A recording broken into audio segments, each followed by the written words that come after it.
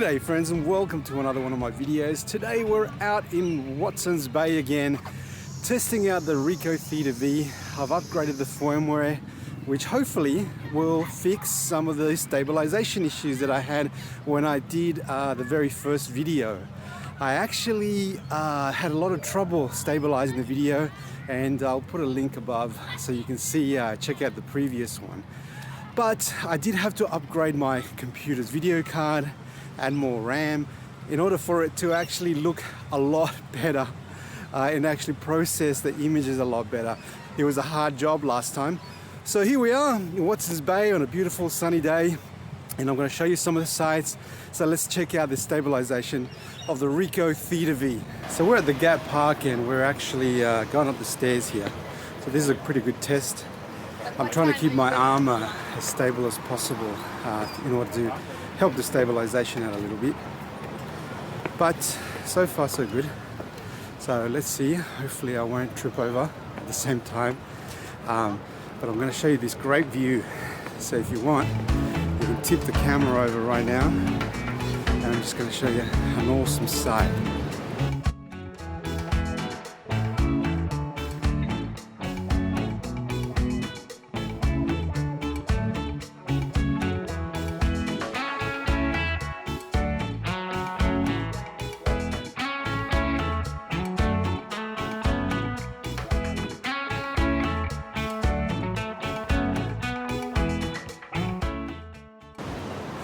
So one of the issues that the Ricoh Theta V is notoriously known for, it's his red dot, the red dot of death. I'm not sure if that's a good name for it because I don't think it's killed anything, but it's because of the lenses on the camera are actually circular or concave. It manages to almost on a magnifying glass type of way pinpoint the light in one particular spot, and you get that red dot that could be quite frustrating at times. So maybe this is not the best time of the day to actually take the video.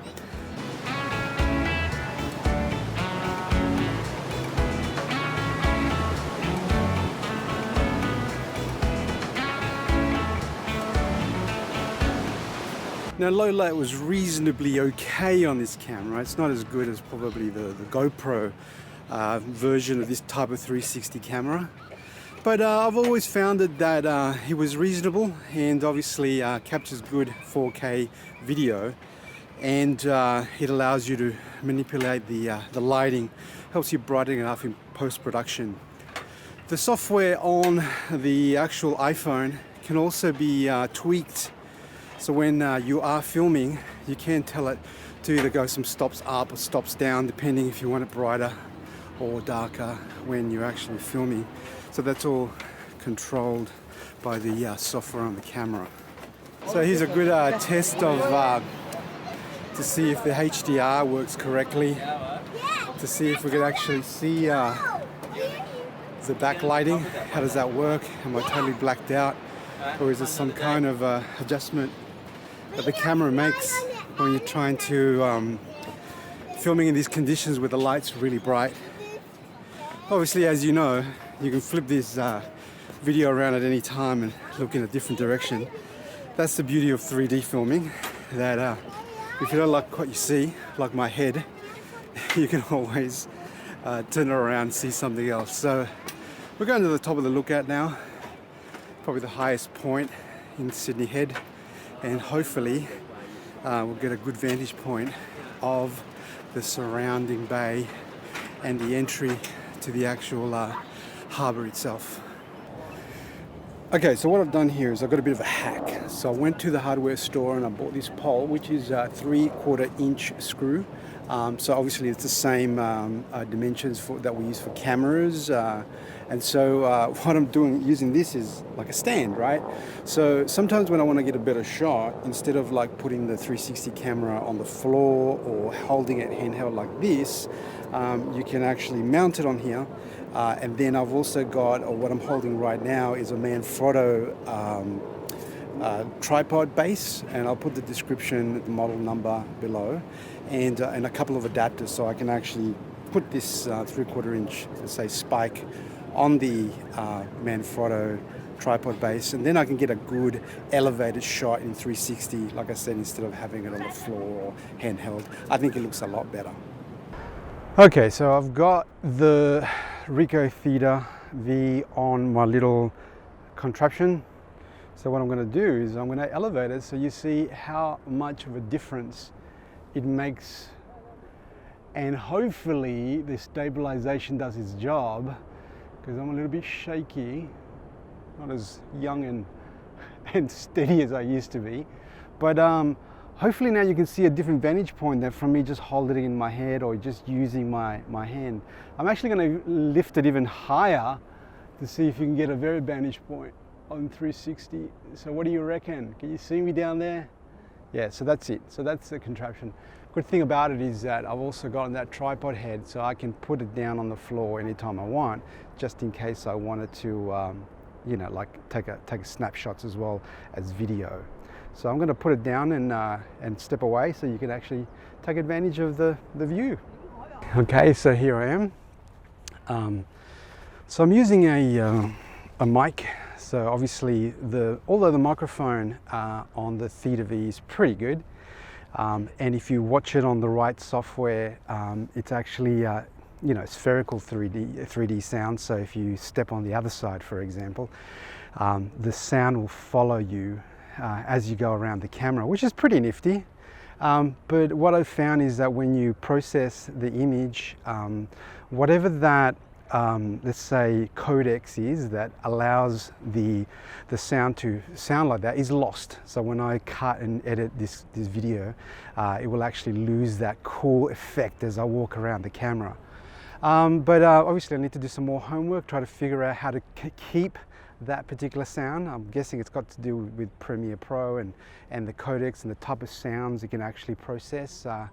But anyway, we'll do some homework. If you have any ideas or if you've done it before, let me know, because I do really want to learn how to keep that 360 spherical sound with the video. But that's it, standing all on its own there, and hopefully you're enjoying that little bit of footage.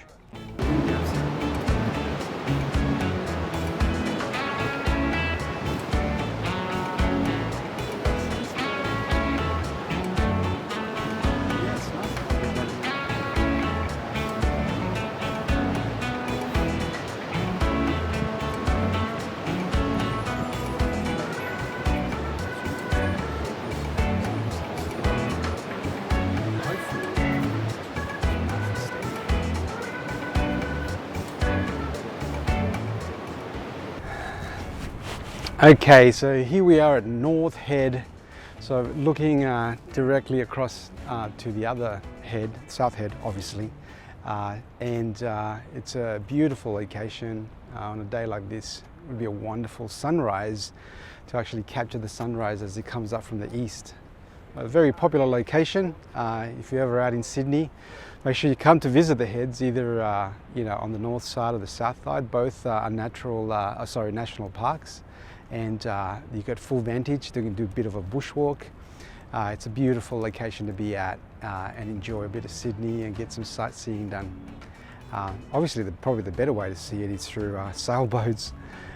Sailing's really popular here, and I'm sure if you knew how to sail, you could probably get even better vantage points. So, such a beautiful day to be doing this today.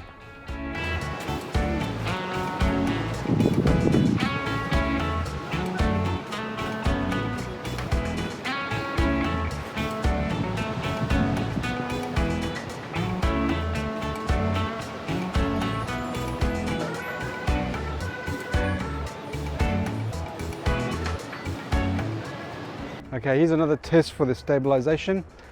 So I've actually got the camera on the pole and I'm walking down the stairs, just gotta make sure I don't trip over or I might end up rolling all the way down the stairs.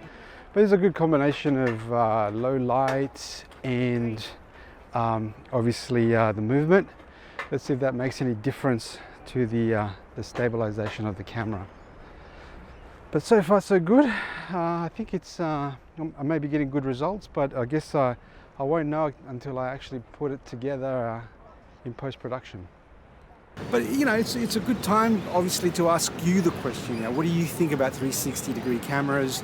I saw a actual blog by Casey Neistat where he kind of said that, you know, maybe the technology is cool, but it's not there yet. Like, you know, obviously there's a lot of editing, there's a lot of hard work to be done in regards to getting the images right, and maybe the medium is not there yet, maybe until we all start using VR headsets to watch our videos.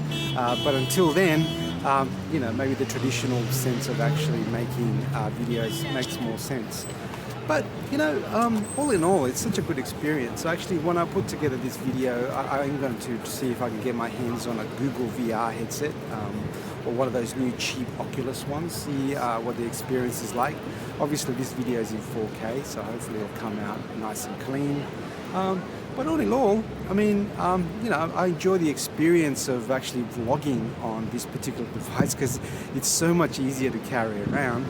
Obviously we'll hear the sound later. I'll cut across from internal sound to like external sound just to see what the quality is, and you know, we'll do a bit of a comparison.